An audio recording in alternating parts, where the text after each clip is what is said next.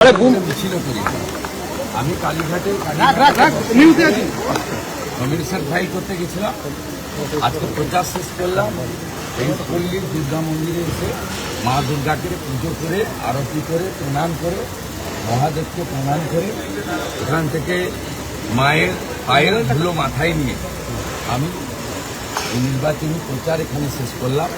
জনতা জনার্দন ভারতীয় সংস্কৃতি সনাতন সংস্কৃতি যারা মানেন তারা দয়া করে পশ্চিমবঙ্গকে মাথা ভবানীপুরে আমাকে আশীর্বাদ করুন এই প্রার্থনা করলাম।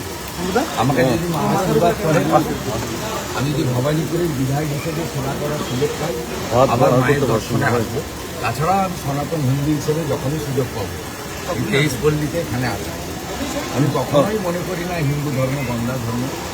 আমার বিরোধী প্রার্থী তিনি বলেন হিন্দু ধর্মকে গন্ধা ধর্ম, মহাকুম্ভকে মৃত্যুকুম্ভ, রাম মন্দিরকে উদ্বোধনের জন্য উনি রাম মন্দির মানি না বলে মিছিল করেন।